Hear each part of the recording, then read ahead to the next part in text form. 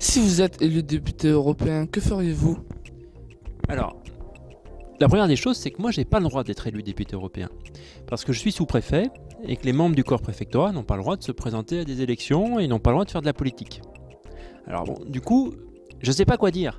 Alors, si jamais j'étais élu député européen, à supposer que je quitte le corps préfectoral, j'attends je crois qu'il faut attendre au moins 6 mois, et après je me présente à des élections pour être député européen. Alors, qu'est-ce qui se passe? Qu'est-ce que je fais? La première chose, ce que font les députés européens, c'est qu'ils participent au débat. C'est-à-dire qu'ils participent au débat, ils sont dans les travaux dans les commissions, parce que sinon ils ont des pénalités sur leur salaire, et c'est une assemblée où les gens travaillent particulièrement.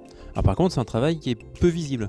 Donc la première des choses que je ferai, c'est sûrement de travailler, et la deuxième chose que je ferai, c'est sûrement de travailler mes langues, parce que pour parler entre les Anglais, les Roumains, les Français, les Italiens, les Espagnols, il vaut mieux ne pas savoir parler qu'une langue, mais savoir en parler plusieurs. Ça, c'est une vaste question. En fait, je ne sais pas ce que font les députés européens, puisqu'ils n'ont aucun pouvoir.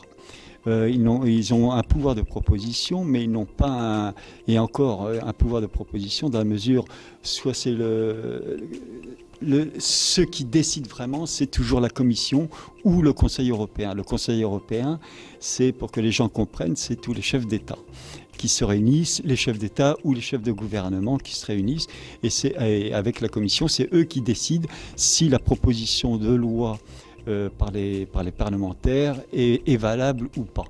Sinon, un parlementaire européen, en fait, ne sert pas à grand-chose, sauf à se faire valoir, à coûter très cher à la communauté européenne, puisqu'ils ont quand même chacun pas loin de 20 000 euros entre leur salaire et les frais de fonctionnement chacun.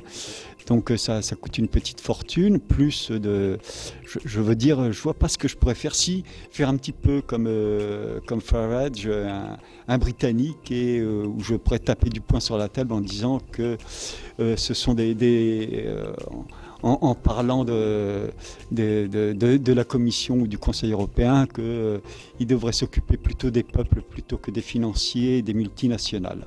Une chose sur laquelle j'insisterai beaucoup, c'est sur la participation des citoyens qui m'ont élu au processus de décision européenne. Donc, je passerai beaucoup de mon temps sur le terrain, à rencontrer les gens, à dialoguer avec eux, pour faire en sorte que ce que je défends au Parlement européen à Strasbourg, eh bien, ça corresponde à la volonté des citoyens, et pour faire en sorte que les citoyens soient informés et sachent quelle est l'action de leurs députés. Que pensez-vous de l'Union européenne? Alors, la question, elle est extrêmement large. J'ai souvent la chance de remettre des décrets de naturalisation, c'est-à-dire on fait une cérémonie tous les mois à la préfecture, moi je la préside une fois sur 3, où on remet aux gens qui viennent d'acquérir la nationalité française leurs décrets, disant qu'ils sont français. Et à ce moment-là, évidemment, on prononce un discours pour dire un certain nombre de choses, de valeurs. Et moi, je parle toujours de l'Union européenne dans mon discours pour rappeler que l'histoire de France a été beaucoup martiale, beaucoup guerrière, et qu'on a réussi, avec nos voisins, à faire la paix, mais à faire la paix jusqu'au point de créer une entité comme l'Union européenne, qui n'est pas un pays, mais qui est presque un macro-pays, dans lequel on vit tous ensemble, on a la liberté de se déplacer, on travaille ensemble, on fait du business ensemble, on échange culturellement ensemble, on se marie maintenant beaucoup entre nationalités. Et ça, c'est une vraie richesse. Ça, si on me demande ce que je pense de l'Union européenne, si je pense à la paix. La paix, c'est pas un acquis.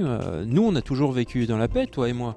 Mais nos grands-oncles, nos grands-parents, mes grands-parents, ils ont connu la Deuxième Guerre mondiale, contre des Allemands, contre des Italiens. Et pour autant, aujourd'hui, on est dans l'Union européenne où on se pose plus la question de est-ce qu'il y aura la paix demain ou pas, parce que c'est évident qu'il y aura la paix demain. Et il y aura encore la paix lundi, et mardi, et mercredi.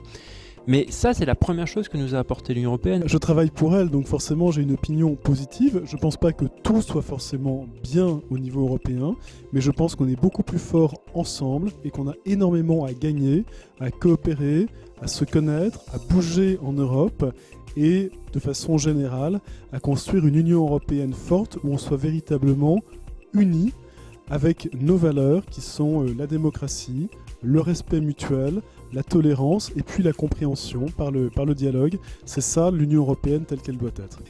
Comme je viens de le dire, j'en pense pas spécialement du bien, même si à la base l'idée est extrêmement généreuse dans l'idée, dans le rêve. Mais la réalité, malheureusement, on voit ce qu'il en est à peu près partout en Europe. C'est de plus en plus une déchéance culturelle, une déchéance économique. Il faut savoir que l'Union européenne et surtout la zone euro est la dernière grande région en termes de croissance économique.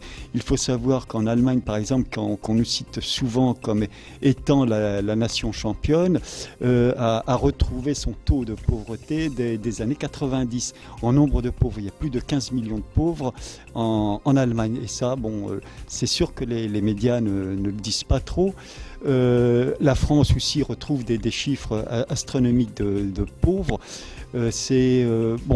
Et on veut nous faire croire que c'est l'Union européenne qui va nous sauver, mais moi je sais que depuis que j'existe, depuis que j'entends que l'Union européenne existe, que grâce à l'Union européenne, on va retrouver de la croissance, on va augmenter nos richesses, on va diminuer le chômage, on va retrouver de plus en plus d'activités, on sera de plus en plus libre, etc. Il n'en est rien depuis qu'ils proposent ce genre de propos. Jamais ils n'auront pu tenir une promesse. Merci beaucoup Bruno de nous avoir accordé cet instant. De rien, c'est tout avec plaisir.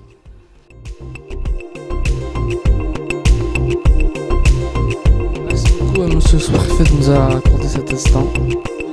Au revoir.